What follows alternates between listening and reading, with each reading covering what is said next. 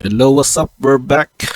Standard is still a thing, and from a recent local tournament, I decided to take a look of this particular archetype since the banning was made already, and we lost Invoke Despair, Reckoner Bunkbuster, and Fable Dimir Breaker in that format. I thought that this would still be a viable list, and we call this one as the standard mono black aggro, despite losing the probably a very valuable card in the build. But going as mentioned here, it's an aggro deck. We go low with the curve. We don't really rely on a heavy 5 mana cost sorcery to help us win against most opponents and most standard deck archetypes. And so we're going to discuss today what will be a reference list, which I thought that should become a potential aggro deck in the format. So we're going to go with 25 creatures, 1 particular enchantment, 5 instants, 24 lands main deck, 2 planeswalkers, and 3 sorceries. But later on we're going to have a shorter list for our sideboard cards. But first off, we're going to start why to choose this aggro deck with only 25 creatures main deck to go with our build. So we're going to start again with the Wolf Sleeper. This is sort of a 1-drop here that could probably evolve in a way because it becomes 2/2, it becomes a protection human cleric with 3/3, and later on can it become a good mana sink. It becomes bigger, putting a personal counter on it. You draw a card, you lose 1 life, but it would not really matter here because of some other options here that we could be going with. But the main goal is of course to win the game and finish off opponents as soon as possible. So making sure that we can draw this at the least, having this one in our first turn. We have 4 copies of this in the main deck. Next up is the first 2 mana drop, and our build coming from the Aftermath set is Ayara's Outsworn. This is 2-cost 2/2 Human Knight and Menace. Very particular here is the Menace keyword, since it won't be really hard for her to be blocked by most of the creatures. And whenever it deals combat damage to the player, if it has fewer than 4 plus the counters on it, put a counter on it, and then if it has exactly 4 plus the counters, you get to search your library for a card and put it in your hand. So that's in a way, Result Storm becomes bigger for every connect of combat damage. At the same time, later on you can tutor for a card relevant to the certain matchup or board situation to be able to get you a win condition or more of a advantage to your force. In that way, we have 3 copies of this in the deck, which I think would also be relevant here in how your 2-drop would be divided in the variety of creatures chosen for this list. Now for the next 2-drop, which also seem to be like a good sink in the late game, is Mystery Shadow. This is 2-cost 2/2. It has this passive ability that when a creature opponent control would die, exile it instead. That would really stop graveyard triggers or dice triggers shenanigans. And you can have this one to get this 1+1 until the end of turn. Later on, a good mana sink and can basically win out of the game at the war if unopposed by your opponent. Now for that main goal, we can have this as only 1 copy in the deck, since we don't really much want this one in the 2-drop, as long as we need to have extra mana as we cast this one, so that you could be able to pump this to its bigger power and toughness, so that opponents would really find hard time to deal with this creature. Now for the next 2-drop is Tenacious Underdog. Again, this is a basic lineup for now for most of the black decks, because ability that is only not getting the value of a 3/2 for 3 damage early on, but also can be used to blitz by pay 2 life. You can cast it from the graveyard using that ability. So 3 copies of that in the deck. Now for the 3-drops, we have 3 copies of Geeks Praetor. This would really go well to the curve, as you need to go with a 1-drop, 2-drop, and then play Geeks Praetor and attack with your creatures, so that whenever they would deal combat damage to one of your opponents, you will pay 1 life to draw a card. So that's the way you can basically replenish your hand as you go aggro in the first 3 turns of your game. And this would also become a good mana sink in certain situations that you will have to activate this ability. You can have to just pay in 3 black mana to discard your X cards, given that you already accumulated enough gas or cards from this card draw ability. you can use those to discard and then exile the top X cards of your opponent's library and play those lands and cast spells from among those exiled cards without paying their mana cost. So basically, against most mid-range and control decks, that's basically a game winner ability. But given the situation that you already have not yet won despite attacking already with your early aggro. That being said, with the 3-drop, we have another good 3-drop in the deck, which is also popular in the Pioneer format. That is Graveyard Trespasser. Not really going to delve more with ability. That's just basically a good way to have a threat that can disrupt graveyards and also gain advantage from it whenever a creature card was exiled. And also have this one of the version of the Graveyard Glutton, that is a 4/4 version that can also exile up to 2 target cards from graveyards. In that way, you can gain 1 life for each of those cards and have your opponents lose life in the process. Now for your 4-drops, we have only a 1 copy here, but I'm thinking to add more in the build later on, depending on the demand of the metagame. We have the Fraction Obliterator. Since the reprint of this card, we can be having to be really relevant in a way that you can have this one as a good threat, especially against mono red, wherein you would have to deal with this one by dealing damage, and you will gain advantage by its ability that whenever a source deals damage to that Obliterator, the source controller sacrifices that many permanents.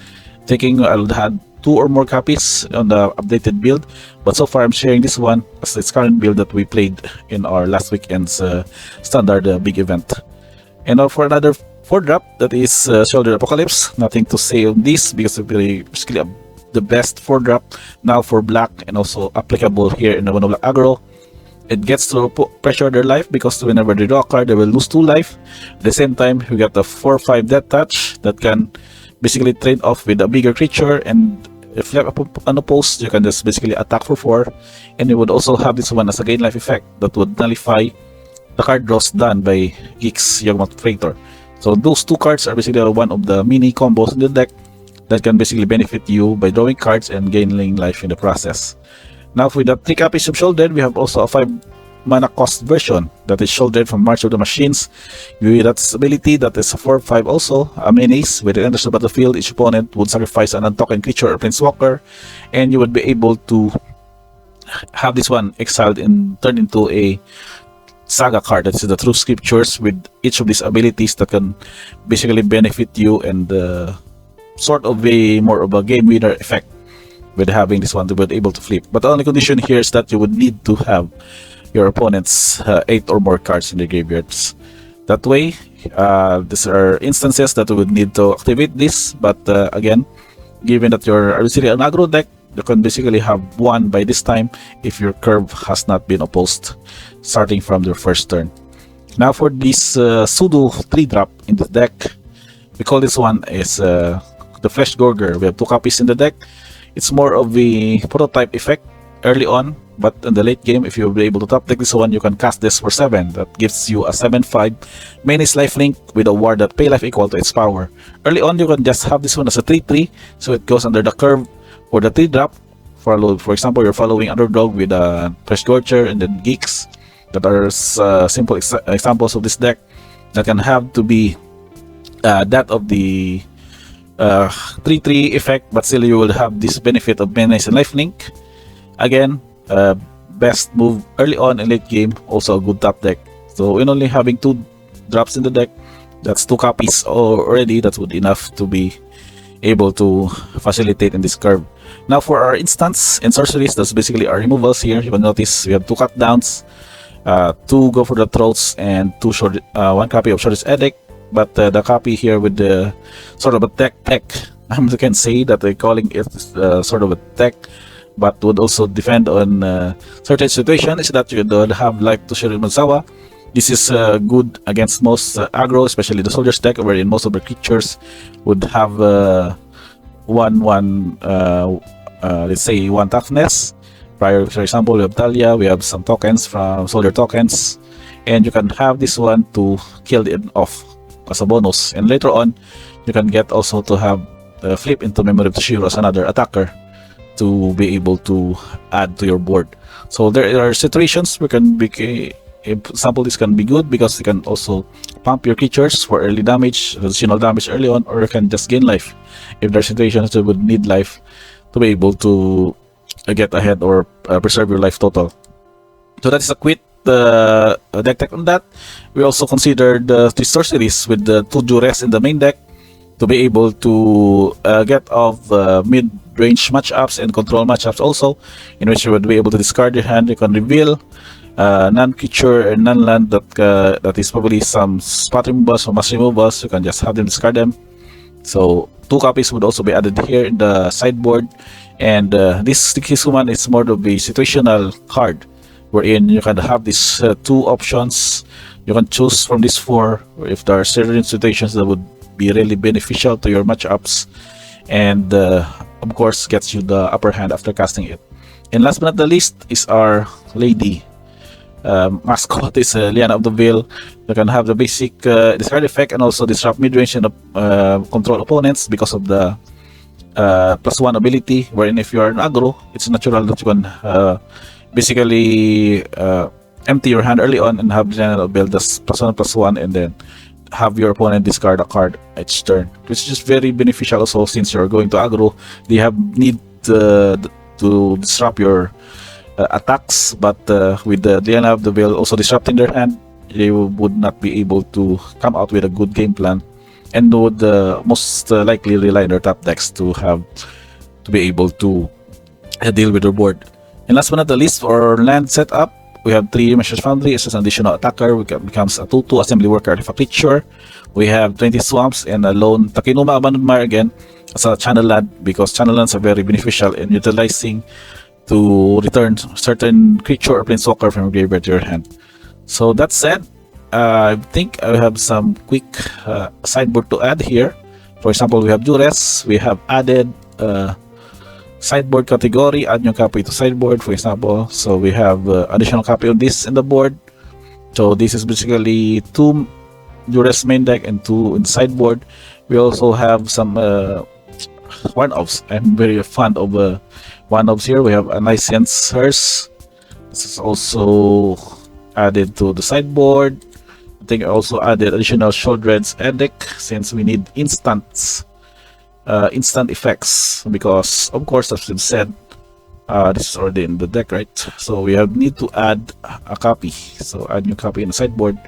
So early on, there are certain situations we would need to have edit effects instantly, instead of having only Liana to rely on you. But also, we also have a Liana on the sideboard, which means that in more of this mid-range and control matchups, you will need to have additional Liana in the deck and replace these spot removals, so that we could be able to disrupt your opponent later on. And if they would be having to play a large creature, you can just use Liana's sacrifice ability to deal with it. Now for certain matchups, specifically for white and green, we have a Glistening Deluge. This is from March of the Machines.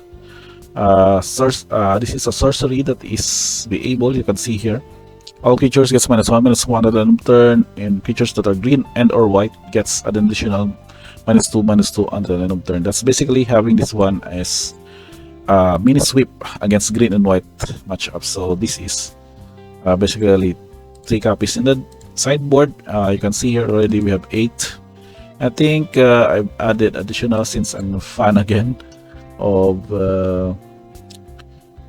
one-offs. We have a Sword of Heart and Home. I think this is the, no, not this one.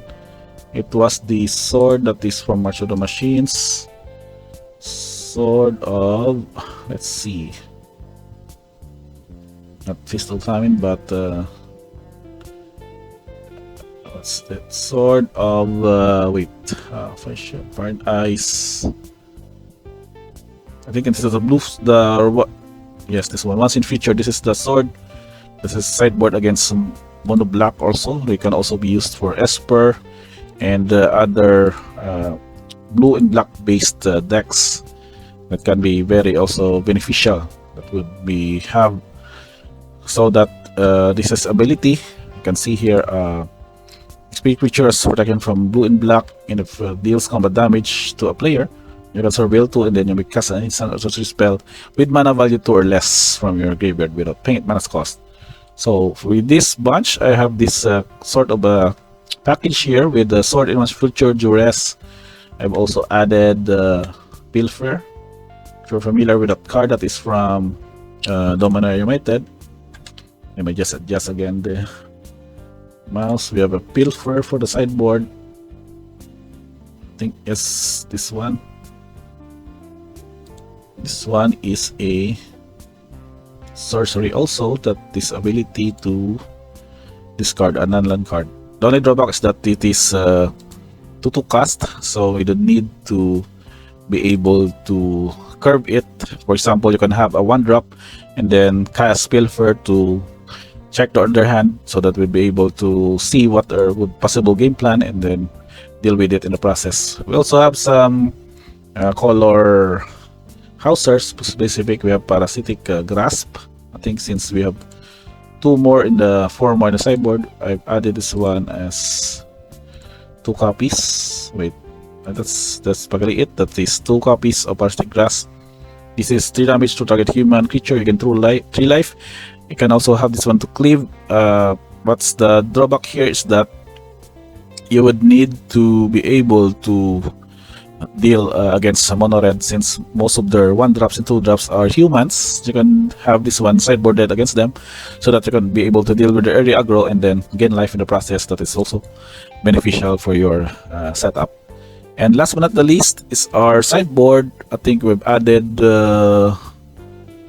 my choices were additional spot removals. I'm thinking of adding let's say specifics, let's say needles or pitting needles or Parisian Arena, but to be safe, again, I've added 1 of each from these cards. So that is Speeding Needle and Parisian Arena. So again, for mid-range and control matchups, you would need to have those gas to be able to cope up with their setup, and then be able to disrupt also. For example, you can disrupt their Planeswalker, or for example Teferi or a Wonder Emperor. Then you would need Needle to name this one, and so that would be able to activate the Planeswalker to do those combat shenanigans as needed. Again, the gas would be Parisian Arena, the package of Sword, Pilfers, Endurance against control and mid-range also, Pitting Needle for Planeswalkers, and for aggro, Listening Deluge with additional Liliana of the Veil, and also we can use 2 copies of Parasitic Grass against humans, and particularly mono red, as our sideboard plant to be able to gain advantage.